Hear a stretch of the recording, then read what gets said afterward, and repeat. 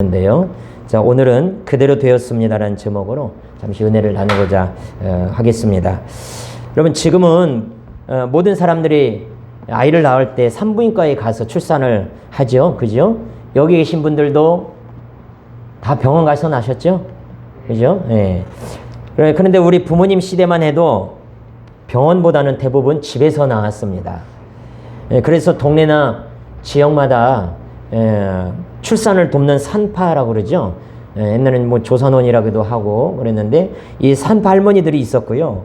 그리고 아이를 낳으면 아이를 낳은 그 집 대문에 21일 동안 지푸라기로 꼰 그 새끼줄로 엮은 그 금줄을 달아 놓았습니다. 21일 동안 금줄을 달아 놓았는데 그 금줄에 새끼줄에 숯과 종이, 그리고 남자는 빨간 고추, 여자아이는 솔가지를 이렇게 끼워서 걸어 놨는데요. 이 금줄의 가장 큰 의미는, 금줄이니까 뭐 하겠어요? 금지의 의미가 있습니다. 금지. 그래서 외부의 나쁜 균이나 불길한 것들로부터 이 태어난 아기를 보호하기 위해서 상갓집에, 초상집에 그런 데 갔다 온 사람 출입을 금합니다. 또는 몸이 아픈 사람을 금합니다. 이렇게 새로운 생명에게 자칫 해가 될 수 있는 사람의 출입을 금한다는 표시가 이 금줄이었어요. 이 금줄은 일반적으로 아이가 태어나자마자 3, 7일 동안 걸어두는데, 여러분 3, 7일이 뭡니까? 며칠이죠? 3, 7일? 7일이 3번 돌아온다. 그래서 3주 21일입니다. 이 7자는, 우리나라의 7자는 행운의 숫자이고 기운이 좋다라고 여겨졌죠. 그리고 숫자 3은 뭐냐? 하늘과 땅, 이 사람을 담는 음양의 조화가 완벽한 숫자라고 여겼어요. 그래서 이 행운의 숫자 7이 3번 오는 이 21일 동안 금줄을 달아 놓는데, 이 과거에 집안을 이어나갈, 가문을 이어나갈 이 아들, 남자 아이를 낳기 위해서 많은 노력을 했습니다. 그래서 그 노력 중에 하나가 뭐예요? 아들이 태어난 집에 걸어둔 금줄을 가져다가 달여 마시기도 하고요. 그 금줄에 매달아는 그 빨간 고추를 가져다가 달여 마시기도 했습니다. 또 금줄을 안방에 걸어두는 방법도 있었고, 일부 지역에서는 그 아들을 낳은 집에서 아들을 낳아야 되는 그 집에 금줄을 선물로 주기도 했습니다. 지금 뭐 첨단 과학 시대이고, 또 우리는 믿음을 가지고 살아가는, 우리가 볼 때는 당연히 미신이고, 또 참 그런 일이 있을까 그렇게 생각되는 행동들이지만, 아들을 낳고자 하는 그 열망과, 그리고 태어난 아이가 건강하게 자라가기를 원하는 그런 미래의 소망을 담아서 금줄을 달았던 집안 어른들의 그 마음은 우리가 엿볼 수 있다고 생각이 됩니다. 여기 계시는 우리 어르신들, 여기 참 우리 어르신들이 한 200명 있는데 우리 여기 부모 성도들이 첫 아이를 가졌을 때의 그 설레임 잊지 못하실 것입니다. 10달 동안 뱃속에서 애지중지 키우던 그 아이가 태어났을 때의 그 기쁨과 환희는 이 세상의 그 어떤 것으로도, 어떤 말로도 표현하기 힘들 거예요. 제가 여성이 아니니까, 제가 여자가 아니기 때문에, 내 몸으로 내가 출산하지 않았기 때문에 그 출산의 고통을 직접적으로 겪어보지 못해서 얼마나 큰지는 잘 모르겠습니다. 제가 아무리 표현해도 뭐 제가 우리 집사님처럼 뭐 고통을 제가 느껴보겠습니까? 100번 얘기해도 글쎄요, 조금 알까? 그래서 뭐 들은 거나 또 곁에서 지켜본 것으로 말할 뿐인데요, 그 분만 과정에서 겪는 고통이 얼마나 큰지, 그 분만 공포증 때문에 임신을 미루거나 포기하는 젊은 세대들이 많다고 합니다. 남자는 어디를 갔다 와야 철이 든다? 군대를 갔다 와야 철이 든다. 근데 여자는 애를 낳아봐야, 출산을 경험해야 철이 든다, 이런 말까지 있는데요, 지금 젊은이들이 이런 말 들으면요 굉장히 싫어합니다. 아무튼 그런 말이 있을 정도인데, 여러분, 첫 아이를 낳은 지 8년이 지난 며느리에게 시부모님이 아야 이제 둘째를 볼 때 되지 않았냐 라고 8년이 지났으니까 둘째를 볼 때가 되지 않았냐 그랬대요. 그랬더니 이 며느리가 둘째요? 아직 출산 고통 잊지 못했다고 전해라 그랬다는 거예요. 얼마나 힘들었는지. 여러분, 아무튼 제가 드리고 싶은 말은 출산의 고통은 크지만 아이가 태어남의 그 기쁨은 그보다 더 크고 아름답고 축복을 안겨다 준다는 것입니다. 만일 오랫동안 아이를 갖지 못한 가정의 경우라면 아이의 잉태와 출산은 어느 가정보다 훨씬 더 그 기쁨과 축복이 즐거움이 넘칠 것이라고 생각이 돼요.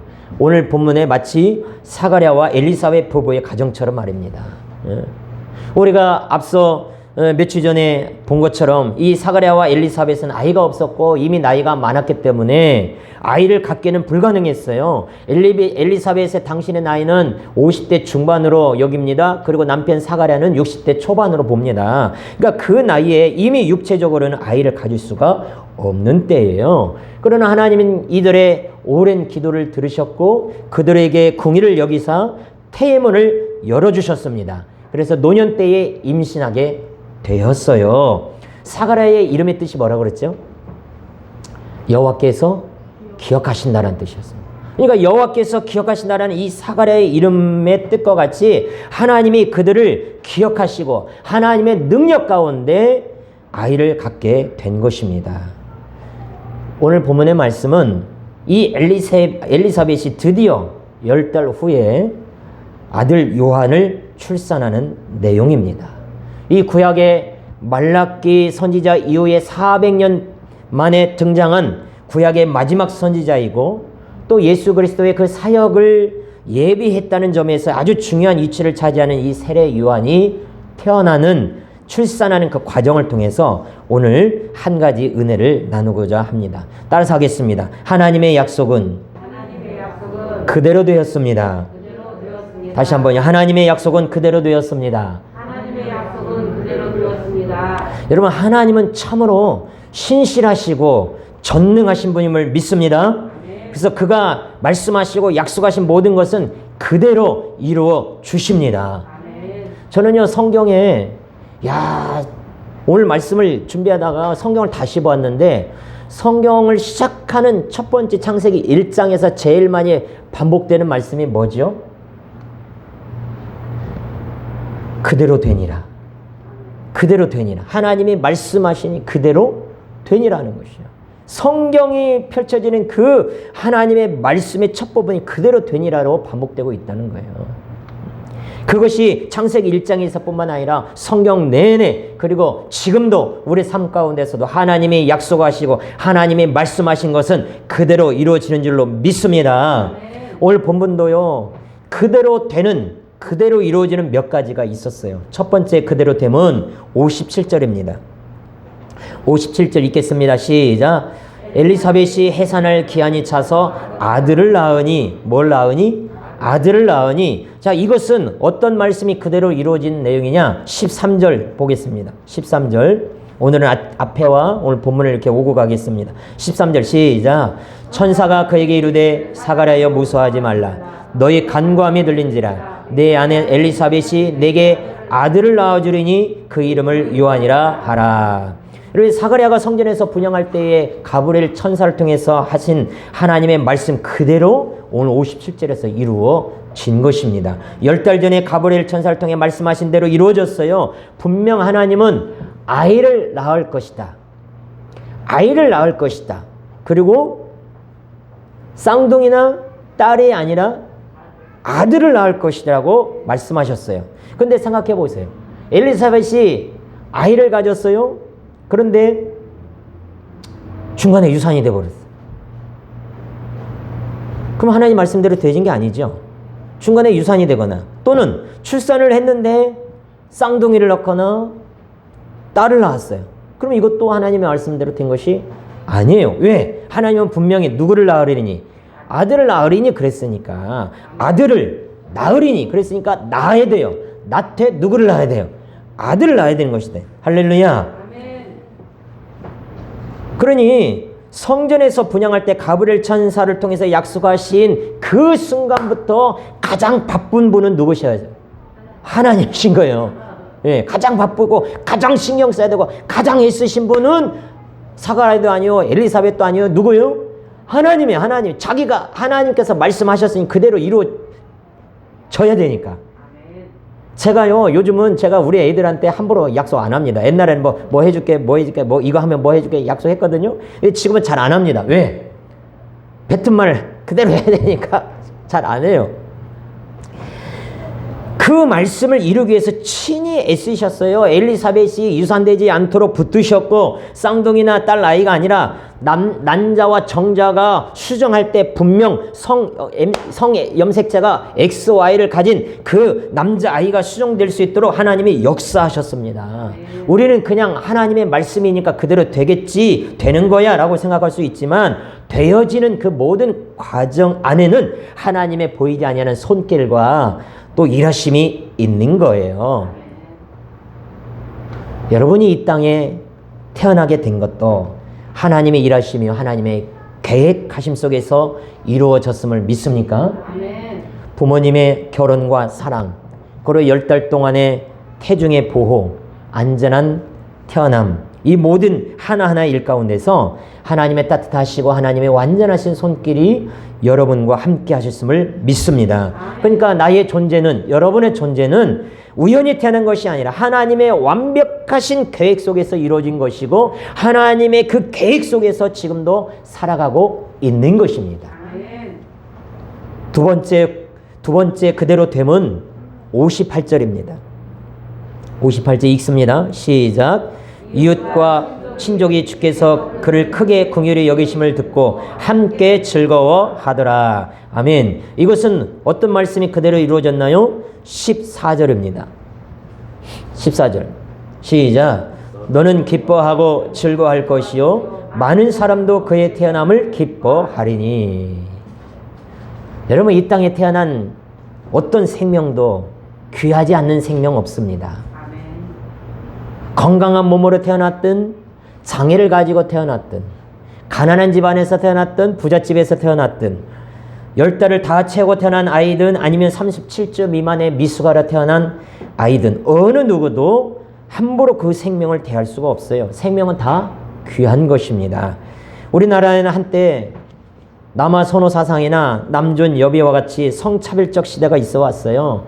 장애를 가진 아이로 태어나면 버림받은 때도 있었습니다. 아니 아예 이 세상의 빛을 보기도 전에 죽음을 당하는, 낙태해버리는 사람들이 많았습니다. 참 못된 사람들이죠. 어떻게 하나님께서 주신 생명을 좀 장애를 가졌다고, 원치 않는 아이라고 그렇게 쉽게 지어버릴 수 있냐 이 말이죠. 예? 아들이 아니라고 어떻게 그렇게 버려버리냐 이 말이죠. 낙태율이 최근 10년 새에 많이 낮아지긴 했지만 아직도 많은 아이들이 세상 빛을 보지 못하고 죽어가고 있는 현실입니다. 그래서요, 이런 현실 속에서 볼 때 어떤 잉태와 출산은, 어떤 임신은 어떤 사람에게는 슬픔일 수 있고 아픔일 수 있고요. 어떤 출생아는 태어나자마자 환영받지 못하는 아이가 있고 또 해외로 입양되는 경우도 있습니다. 이 모든 사람의 환영과 기쁨과 축복을 받으며 태어나는 것도 복된 일이라 생각이 되는 거예요. 제 이야기를 좀 하겠습니다. 제가 지금 우리 아들이 몇 명이죠? 첫째가 아들이고 둘째가 사내아이고 셋째가 모스마예요. 그러니까 아들만 셋입니다. 근데 저희 형제지간도 아들만 셋이에요. 저희 아버님이 아들만 셋 낳았어요. 그리고 그 셋 중에 제가 막내예요. 제가 이 이야기를 종종 가끔씩 하는데 저희 위에 형님들이 두 분이 있다 보니까 저희 아버님은 제가 아들이기를 원했을까요? 딸이기를 원했을까요? 딸이기를 원했어요. 그래서 그때는 뭐 지금처럼 미리 알 수 있는 시대가 아니니까. 그래서 태어날 때까지 딸이기를 저희 아버님이 고대하셨는데 여름날 저희 어머님이 이제 출산한 날 가까워서 그날 저녁에 고추를 방에다가 널어놓고 잇목에다가 고추를 말린다고 널어놓고 그날 저녁에 호박잎싹을 삶아서 된장찌개 이게 된장에다가 쫙 발라 맛있게 드셨답니다. 그리고 그날 밤 저를 낳았대요. 그래서 제가 호박잎을 엄청 좋아합니다. 예. 그런데 제가 태어날 때 아버님은 밖에 있을 거 아니에요. 그죠? 밖에 있는데 응애 소리가 아기 소리가 들리고 저희 아버님은 이제 딸이 태어났다 생각했는데 뭐요? 또 고추가 달렸대. 그러니까 저희 아버님이 갖다가 책간에다 버리라고 그랬대요. 말씀이 그렇겠죠. 그만큼 서운했겠죠. 예? 갖다 버리라고요. 그러니까 저는 태어날 때 뭐요? 환영받지 못한 아들? 예? 가끔 제가 잊어먹을 만하면 저희 아버님한테 저를 그렇게 생각했어요. 막 제가 그럽니다. 예. 근데 세례 요한은 탄생은 어땠어요? 세례 요한은 탄생은 58절 이웃과 친족이 함께 즐거워하더라 그랬어요. 예. 여러분 아마 요한의 집안은 제사장 집안으로서 자손들이 귀했던 것 같습니다. 그래서 친척들은 제사장의 가문을 이을 그 후손이 태어났다고 해서 함께 기뻐하며 축하해 주었어요. 이 본문에서 함께 즐거워하더라 이 말은 잠시 그냥 한번 기뻐했다 이 말이 아니고 오랫동안 계속적으로 즐거워했다는 그런 의미입니다. 여러분 이런 요한이 태어났을 때 친척을 비롯한 이웃들이 함께 기뻐하고 함께 즐거워하는 것조차도 이미 14절에서 하나님께서 말씀하신 것 그대로 되었다는 것이에요. 할렐루야. 근데 여러분 예수님의 탄생을 한번 기억해 보세요. 세례 요한은 이렇게 모든 사람의 관심과 축하 속에서 환영받았지만 예수님은 아무도 주목하지 않았습니다. 초라하게 여관집 마구간에서 태어났을 뿐만 아니라 태어나자마자 헤롯 대왕에 의해서 죽임당할 위기에 처했습니다. 세례 요한은 종교와 정치의 중심지인 그 예루살렘 그 유대 지역에 사회적으로 인정받고 화려한 그 제사장 집안에서 태어났지만 예수님은 시골 동네 가난한 목수 집안에서 태어났습니다. 그러나 예수님이 태어나는 그것 자체가 환영받지 못하고 주목하지 않고 가난한 집안에서 태어났고 태어나자마자 죽을 위기에 처했지만 우리가 기억할 것은 이러한 예수님의 모든 것도 이미 구약성경에서 예언된 하나님의 말씀과 약속대로 되었다는 것입니다. 처녀의 몸에서 태어난 것도 베들레헴에서 태어난 것도 헤롯에 의해서 2살 배기 아래의 아이들이 다 죽임당하는 그것도 다 하나님의 예언의 말씀대로 이루어진 것이에요. 여러분 우리가 예수님 믿는 이유가 무엇입니까? 우리가 예수님 믿는 이유는 그저 예수님이 우리의 죄를 지시고 십자가에서 죽으셨기 때문이 아니에요. 그분의 나심과 생애와 그분의 죽으심까지 모든 것이 다 성경대로 성경의 말씀대로 이루신 분이시기 때문에 우리가 믿는 거예요. 할렐루야. 그래서 하나님의 약속은 어김없이 이루어집니다. 하나님의 약속은 변함이 없습니다. 제가 지금도 생각이 나는 찬양이 그런 찬양이에요. 하나님의 약속은 변함없어요. 7색깔 무지개. 그 노아 홍수 그 사건으로 해서 지은 노래인데요. 무지개를 볼 때마다 우리는 뭘 생각한다? 하나님의 약속을 생각한다는 것이에요. 시편 89편 34절에 내 언약을 깨뜨리지 아니하고 내 입술에서 낸 것은 변하지 아니하리로다. 여호수아 23장 14절 너희의 하나님 여호와께서 너희에게 대하여 말씀하신 모든 선한 말씀이 하나도 틀리지 아니하고 다 너희에게 응하여 그 중에 하나도 어김이 없음을 너희가 아는 바라.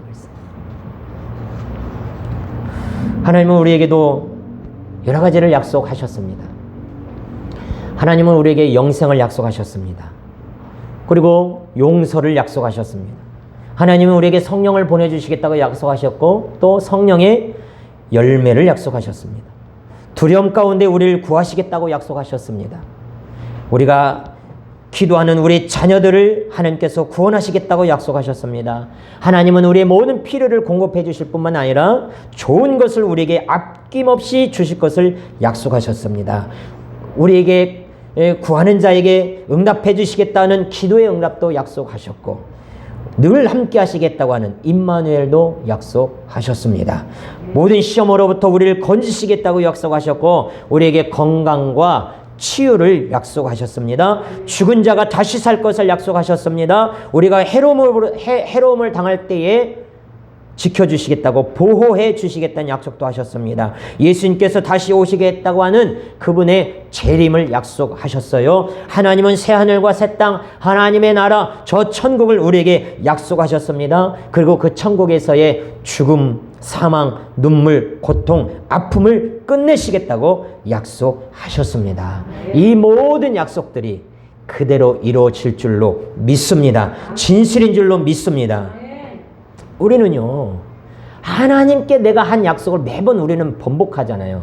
우리가 하나님 앞에 한 약속을 매번 우리는 깨곤 하잖아요. 그러나 하나님은 우리에게 하신 약속을 깨지 않습니다. 우리는 하나님께 이거 하겠습니다, 이거 하겠습니다 수없이 결단하고 약속하지만 하루도 못 가서 그 결단 무너지고 깨지고 그 하나님께 드린 약속 변해버리지만 하나님은 말씀을 통해서 그리고 기도 가운데 성령의 세미한 음성을 통해서 우리에게 약속하신 걸 반드시 지키시고 이루십니다. 변경하거나 처리하지 않습니다. 믿습니까? 세 번째 그대로 됨은 63절 64절입니다. 63절 64절 시작. 그가 서판을 날라 하여 그 이름을 요한이라 쓰매 다 놀랍게 여기더라. 이에 그 입이 곧 열리고 혀가 풀리며 말을 하여 하나님을 찬송하니. 여러분, 그동안 말을 못하던 사가랴가 이 아이가 할례를 받던 날 이름을 요한이라고 지어주던 그때 바로 다시 말을 하게 됩니다. 이 말은 이것은 또 어떤 말씀이 그대로 이루어지나요? 우리 20절입니다. 20절 시작. 보라, 이 일이 되는 날까지 네가 말 못하는 자가 되어 능히 말을 못하리니 이는 네가 내 말을 믿지 아니함이거니와 때가 이르면 내 말이 이루어지리라 하더라. 아멘. 여러분, 유대인들의 풍습은 하나님의 말씀 율법에 따라서 난지 8일이 되면 할례를 행합니다. 왜 8일째 할례를 하느냐? 율법에 보면 여성이 아이를 낳으면 7일 동안 부정하다고 그랬습니다. 그래서 7일이 지난 날 이제 할례를 행하는 그런 풍습이 말씀이 있는데 아주 중요한 하나님의 백성이라고 하는 외적 표시로서의 이 할례가 중요하지요. 그런데 요한도 그렇게 했는데 8일째 되는 할례를 했는데 문제는 이름을 짓는 일이었어요. 이 친척들 함께 요한이 태어난 것을 함께 기뻐하고 즐거워하던 이 친척들이 아이의 이름을 부친의 이름을 따서 사가랴라 이렇게 이름하기를 원했습니다. 아마 우리로 얘기하면 사가랴 2세 뭐 이렇게 이름을 하고자 했겠지요. 유대인들은 아이의 이름을 지을 때 아버지의 이름을 따서 짓는 경우도 있고 집안에 가문에 명성이 있거나 존경받는 사람이 있으면 그 이름을 따른 습관도 있었어요. 그래서 아마 사가랴의 이름, 부친의 이름을 따서 사가랴 2세 이렇게 이름을 짓고자 했는데 어머니 엘리사벳은 다른 이름을 말합니다. 그 이름이 뭐예요? 60절 보니까 어머니가 대답하여 이르되 아니라 요한이라 할 것이라 그랬어요.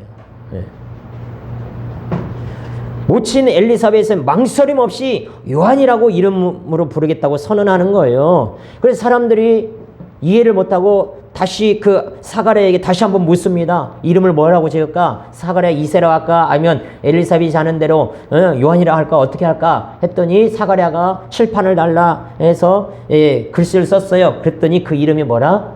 요한이라 라는 것을 요한이라고 지을 걸 주장했습니다. 여러분, 이 요한이라는 이름을 누가 지어주었습니까? 하나님이 천사를 통해서 이미 주신 이름이에요. 제가 이 본문 설교할 때마다 꼭 얘기합니다. 우리 둘째 아들 이름은 요한입니다. 이 둘째 아들 요한이 사도 요한이 아니라 세례 요한입니다. 오늘 본문의 세례 요한입니다. 왜냐? 17년 전에 세례 요한을 설교할 때 가졌거든요. 그래서 세례 요한 이름을 지었어요. 하나님이 주신 이름이다 여겼습니다. 자, 이 요한의 이름은 뜻은 하나님은 은혜로우시다. 하나님의 은혜로운 선물이다. 이런 뜻입니다. 하나님은 은혜로우시다. 또는 하나님의 은혜로운 선물이다. 그러니까 이 사가랴와 엘리사벳 이 부부에게도 요한은 하나님이 주신 은혜의 선물임에는 틀림이 없습니다. 그렇기 때문에 사가랴와 엘리사벳은 끝끝내 누가 뭐라 하든 이 하나님이 주신 이름 요한이라는 이름을 지켰고 그대로 이름을 지었던 거예요. 어느 신앙 좋은 젊은 부부가 오랜 기다림 가운데 첫 아이를 낳게 되었습니다. 그래서 이 아이를 믿음으로 잘 자랄 수 있도록 신앙적인 이름을 지어주기로 원했어요. 그래서 보통 우리가 신앙적인 이름을 짓겠다 하면은 무슨 자가 들어가죠? 하자나 또는 예자 이렇게 들어가잖아요. 그런데 또는 뭐 성경 인물의 이름을 짓기도 하는데, 근데 문제는 이 아이의 할아버지가 고집하는 거예요. 야, 무슨 소리냐? 오랫동안 기다렸던 첫 손자가 태어났기 때문에 가문의 학렬을 따라서 지어야 된다. 그리고 이름도 어디 가서 점을 보는, 그리고 그 장명하는 곳에 사주를 따져서 장명하는 곳에서 이름을 지어야 한다. 이렇게 고집한 거예요. 여러분, 우리가 이름을 짓는 것은 단순히 이름으로 끝나는 것이 아니라 앞으로 어떻게 아이를 교육하고 이 아이가 어떤 사람이 되었으면 좋겠다라고 하는 그런 소망들이 담겨 있는 거잖아요. 그래서 이 젊은 부부는 믿음으로 하나님의 사람으로 키우기를 원했지만 그 할아버지는 자기 가문의 영광을 위해서 세상적으로 키우기를 원했던 것입니다. 바로 이런 문제가 이 사가랴 부부와 그리고 친척들 간에 있었던 거예요. 갈등이 있습니다. 사가랴 이름으로 지을 거냐, 아니면 이 젊은 부부처럼 요한이라는 이름으로 지을 거냐. 네, 이런 갈등 속에서 이 사가랴 부부는 친척들의 의견에 굴복하지 아니하고 자신들이 하나님으로부터 들은 말씀대로 아이의 이름을 요한이라 짓게 됩니다. 여러분, 우리도, 저나 여러분도 하나님께 귀한 이름을 받았음을 여러분 아시길 바랍니다. 그 이름이 뭐냐? 성도라는 이름입니다. 성도란 하나님께 속한 거룩한 백성이란 뜻이에요. 성도가 뭔 뜻이라고요? 하나님께 속한 거룩한 백성이라는 거예요. 이 성도라는 이름을 우리에게 주셨어요. 그리스도의 핏값을 주고 얻어주신 이름이에요. 하나님 나라의 시민증입니다. 이 성도는 하나님의 자녀들의 대명사예요. 천국 백성의 칭호입니다. 그렇기 때문에 우리는 성도, 크리스찬, 예수 믿는 사람이라는 이 이름을 귀하게 지켜야 하는 거예요. 사가랴와 엘리사벳이 하나님이 아이에게 지어주신 이 요한이라는 이름을 끝까지 고수했듯이 하나님이 우리에게 주신 이름, 성도라고 하는 이름, 크리스찬이라고 하는 이 이름을 끝까지 붙들고 지키며 살아야 되는 저와 여러분이 될 줄로 믿습니다. 사단은요, 온갖 핍박과 조롱과 죄의 유혹으로부터 우리를 타락시키려고 현혹하죠. 이 크리스찬이라는 이름을 빼버리려고 하죠. 네가 성도야? 네가 하나님 믿는 사람이야? 아이고, 그래가지고 자꾸를 조롱합니다. 세상적으로 유혹합니다. 이 유혹과 핍박 때문에 성도의 이름을 버린 사람들이 많죠. 성경에서도 에서는 팥죽 한 그릇 때문에 장자의 명분을 팔았습니다. 가룟 유다는 은 30 때문에 예수님을 팔아버렸습니다. 한때 사도 바울의 동역자였던 데마는 로마의 그 핍박과 세상의 즐거움 유혹 때문에 바울을 버리고 세상으로 떠났습니다. 우리도 똑같죠. 우리도 먹고 사는 것 때문에, 돈 때문에, 또 세상의 즐거움 때문에 믿음을 버리고 크리스찬의 신분을 떠날 때가 많습니다. 성도의 이름을 저버릴 때가 많아요. 지금은 우리가 이 성도라는 이름이, 이 성도라는 신분이 얼마나 귀한지 그 가치를 잘 몰라요. 그러나 우리가 하나님의 나라에 들어가는 그때에, 우리 주님이 다시 재림하여 오시는 그때에 하나님의 구원과 하나님의 구속하심과 하나님의 그 심판이 끝나고 마치는 때에 우리 성도라는 이름이 얼마나 귀하고 영광되고 축복되고 존귀한지를 그때 알 것입니다. 그러므로 우리는 뭐 해야 돼요? 이 땅에 살면서 인내하며 믿음으로 견뎌야 되는 거예요. 할렐루야. 따라서 합니다. 우리는 성도입니다. 신명기 14장 2절에 너는 네 하나님 여호와의 성민이라. 여호와께서 지상 만민 중에서 너를 택하여 자기 기업의 백성으로 삼으셨느니라. 그래서 엘리사벳을 보세요. 60절을 다시 한번 보면 그 어머니가 대답하여 이르되 아니라 요한이라 할 것이라 그랬어요. 따라서 합니다. 아니라. 그러면 이 사람들이 관례와 풍습을 따라서 아이의 이름을 사가랴 2세라고 지으려 때 아닙니다 라고 단호히 엘리사벳이 외쳤다는 거예요. 여러분, 우리가 믿음을 지키기 위해서, 크리스찬이라고 하는 그 모습을 지키기 위해서 우리 입에서 아닙니다 라고 외칠 줄 알길 원합니다. 세상 사람들이 다 거짓과 돈과 권모술수를 쓴다 해도 아닙니다, 나는 크리스찬이기 때문에 나는 정직하게 살겠습니다. 친구들이나 직장 동료들이 술을 권해도 아닙니다, 나는 예수 믿는 사람이기 때문에 마시지 않겠습니다. 다른 사람들이 세상과 적당히 타협하며 미지근한 신앙으로 양다리를 걸치며 살 때에 아닙니다, 나는 오직 주님만 사랑하며 분명한 신앙의 색깔로 살겠습니다, 그렇게 외쳐야 된다는 것이지. 사단이 우리 마음에 나쁜 생각, 나쁜 마음을 갖게 할 때에 아니야, 예수 이름으로 명하노니 사탄아 물러갈지어다 외치며 뿌리쳐야 될 줄로 믿습니다. 이렇게 사가랴와 엘리사벳이 하나님이 지어준 대로 아이의 이름을 요한이라고 지었더니 그랬더니 어떤 일이 벌어집니까? 64절 시작. 이에 그 입이 곧 열리고 혀가 풀리며 말을 하여 하나님을 찬송하니. 처음에 가브리엘 천사를 통해서 아들을 낳게 될 것이란 기쁜 소리를 전해드렸을 때 나도 나이가 많고 엘리사벳 아내도 나이가 많은데 어떻게 그런 일이 있을까 불신하자 하나님께서 그를 말을 못하는 사람으로 10달 동안 벙어리가 되게 합니다. 말 못하던 그 10달 동안 사가랴는 참으로 많은 생각을 하지 않았겠습니까? 그죠? 응? 여러분이 보세요. 여러분이 어느 하나님의 말씀에 불순종해서 벙어리가 됐어요. 1년을 그렇게 산다고 해보세요. 여러분 어떤 생각 하시겠습니까? 아마 하나님의 말씀을 믿지 못한 자신을 자책하고 후회도 했겠지요. 자신을 벙어리로 만든 하나님에 대한 서운함도 있었는지도 모르겠습니다. 한편으로는 정말 엘리사벳의 배가 불러오네? 오메? 입도 또 하네? 야, 정말 하나님이 위대하신 분이구나 하면서 하나님께 감사와 영광을 돌리기도 했을 것입니다. 그러면서 그래, 하나님의 말씀대로 내가 아들을 낳으면 하나님이 지어주신 그대로 요한이라고 내가 이름을 해야지, 분명 이 아들 하나님이 크게 쓰실 거야, 이렇게 다짐도 했을 것입니다. 그래서 이렇게 드디어 엘리사벳이 아들을 낳았어요. 그 아이의 이름을 요한이라고 지었습니다. 그랬더니 사가랴의 입이 열리고 묶였던 혀가 풀리며 다시 말을 하게 되었습니다. 아멘. 사랑하는 성도 여러분, 잠시 여러분에게 막혔던 것이 다시 열리길 축복합니다. 아멘.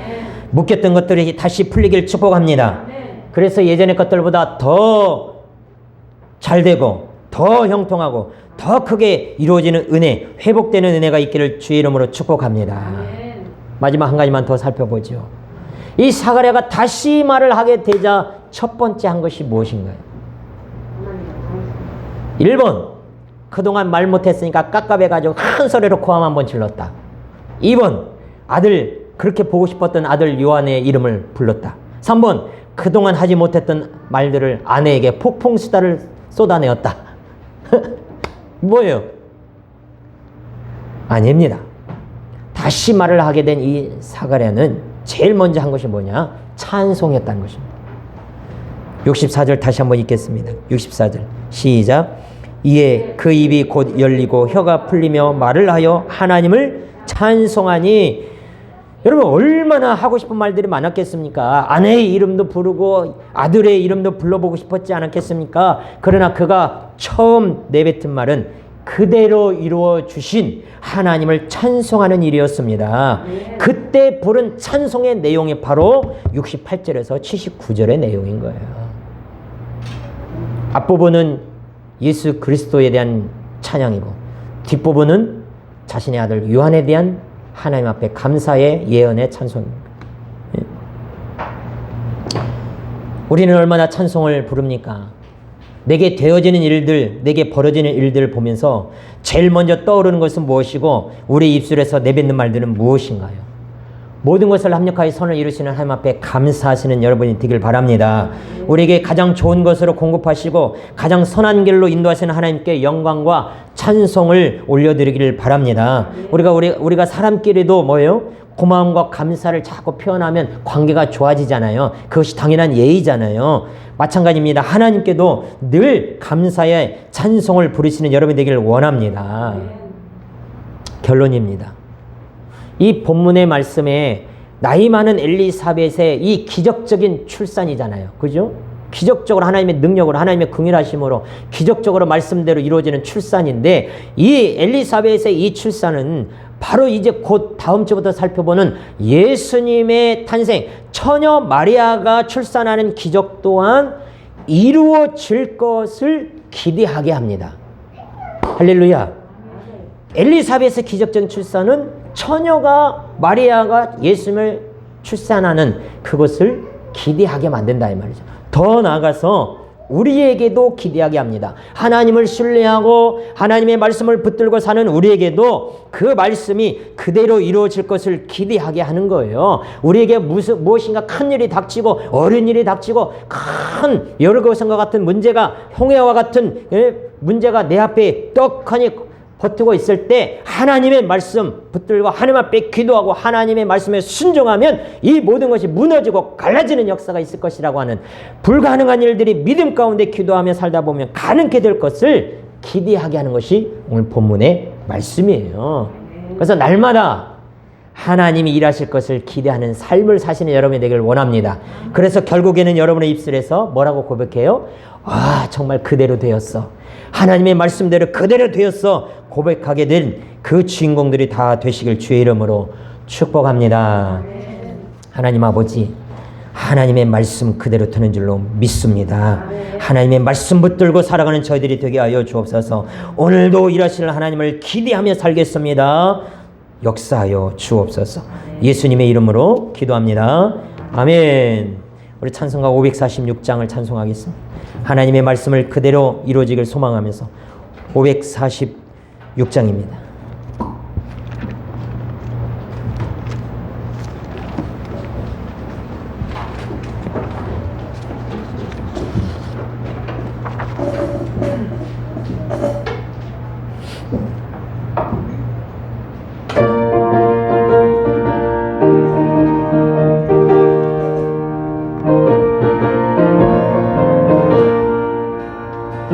주님 약속하신 말씀 위에서 영원토록 주를 찬송하리라.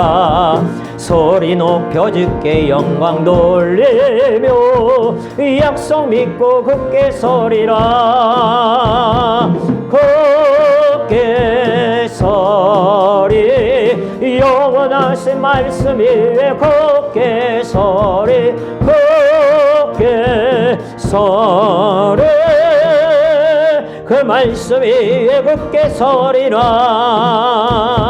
주님 약속하신 말씀 위에서 세상 염려 내게 염습할 때에 용감하게 힘써 싸워 이기며 약속 믿고 굳게 서리라.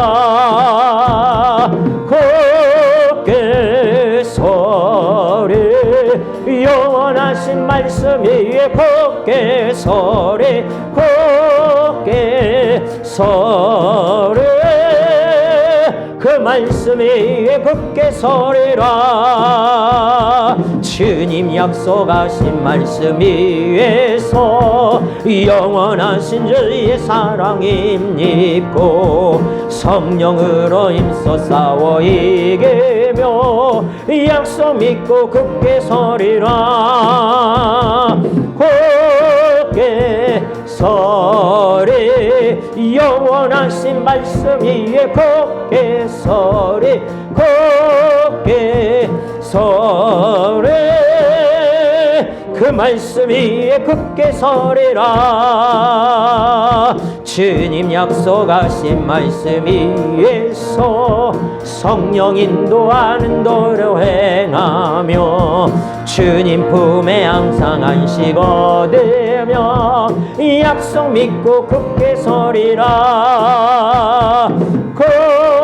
굳게 서리 영원하신 말씀이 굳게 서리 굳게 서리 그 말씀 위에 굳게 서리라. 아멘. 하나님, 우리가 찬양했습니다. 이 찬양의 가사 말씀대로 이루어지게 하여 주시옵소서. 우리의 삶은 주님이 약속하신 말씀 위에 서가기를 원합니다. 말씀 붙들고 살기를 원합니다. 세상의 원리가 어떠하든지, 세상의 흐름이 어떠하든지, 세상의 대세가 어떠하든지 우리에게는 하나님의 말씀이 대세가 되게 하시고 하나님의 말씀이 우리의 밑바탕이 되게 하여 주옵소서. 우리 삶의 나침판은 오직 하나님의 말씀이 되게 하여 주시옵소서. 세상의 성공을 쫓아가는 것이 아니라, 돈을 쫓아가는 것이 아니라, 명예를 쫓아가는 것이 아니라 하나님의 말씀에 따라 진로를 결정하고 또 우리 직업을 결정하고 삶의 방향을 결정하는 우리 젊은이들, 우리 성도들 되게 하여 주시옵소서. 오늘 사가랴의 가정에 말씀대로 되어지는 역사가 있었던 것처럼 오늘도 우리 예배하는 우리 소망교회 모든 성도들과 자녀들 위해 그와 같은 역사가 있게 하여 주시옵소서. 오늘 이 시간에도 하는 믿음으로 귀한 예물을 하나님 앞에 올려드립니다. 너희는 내게 올 때 빈손으로 오지 말라는 하나님의 말씀에 순종하여 주의 헌금으로 주님 앞에 올려드리고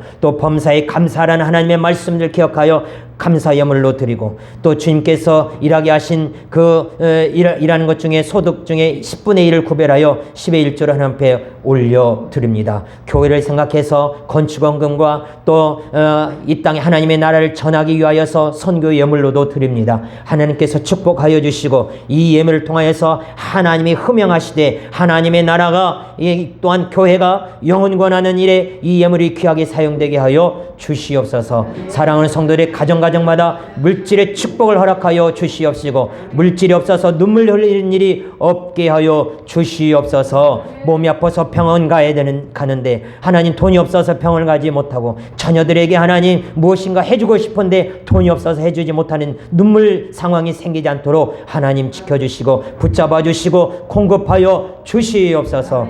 8월입니다. 이 8월 한 달 동안에 그렇게 하나님께서 건강으로 믿음으로 성령 충만함으로 인도하여 주시고 붙잡아 주시옵소서. 하늘의 문을 열어 주시옵소서. 하늘의 신령한 복으로 채워 주시옵소서.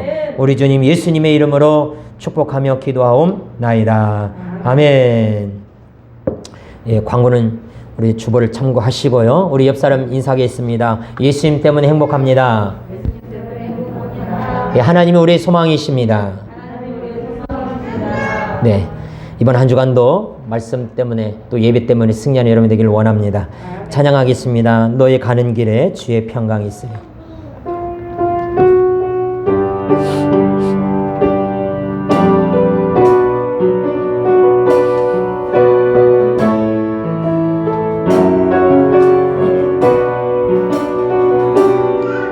너의 가는 길에 주의 평강이 있으리. 평강에와 함께 하시니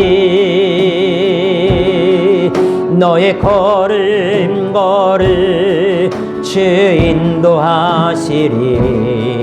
주의 강한 손 널 이끄시리.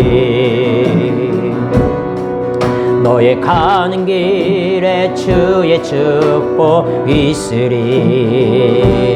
영광의 주 함께 가시니 내가 밟는 모든 땅 주님 다스리리. 너는 주의 길 예비케 되리. 주님 나라 위하여 길 떠나는 나의 영제여 주께서 가라 가시니 너는 가라 주의 이름으로 거칠은 광야 위에 꽃을 피어나고 세상은 내 안에서 주님의 영광 보리라. 강하고 담대하라 세상에 계신 주 늘 함께 너와 동행하시며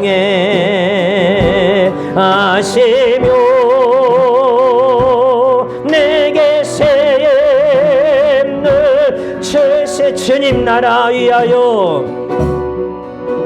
주님 나라 위하여 길 떠나는 나의 영제여 주께서 가라시니 너는 가라 주의 이름으로 거칠은 광야 위에 꽃은 피어나고 세상은 내 안에서 주님의 영광 보리라. 강하고 담대하라 세상에 계신 주 늘 함께 너와 동행하시며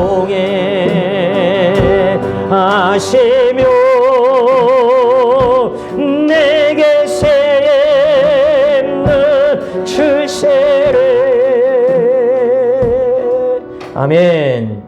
여러분 어제 어제 지금 그 올림픽 지금 진행 중이잖아요. 어저께 저녁에 우리 아이들과 잠시 그 올림픽 경기를 좀 보는데 배구 경기를 하더라고요. 배구 경기. 여자 배구 경기를 한일전을 합니다. 우리나라와 일본이 하는데 마지막 세트에 세트 스코어 2대2에 맞죠? 세트 스코어가 2대2에 마지막 5번째 판에 먼저 15점을 따면 이깁니다. 끝납니다. 그런데 우리나라가 14대 11까지인가 뒤지고 있었어요. 근데 막판에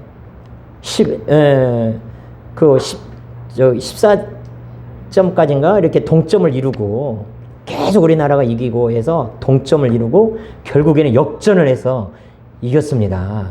근데 제가 그 역전해서 이기는 그 장면보다도 정말 감명 깊게 본 장면이 뭐냐면 선수들이 이제 역전해서 이기니까 극적으로 이기니까 막 기뻐 뛰잖아요. 막 어깨동무 하면서 막 그 경기장에서 뛰는데 감독이 나와가지고 감독이 외국 감독이거든요.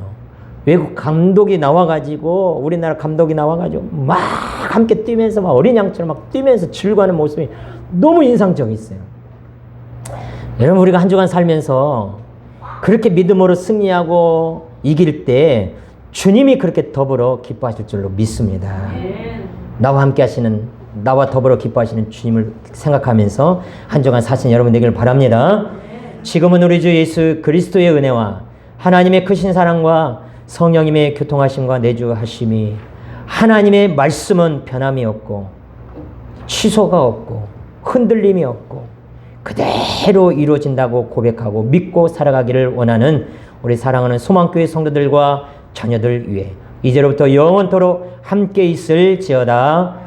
아멘.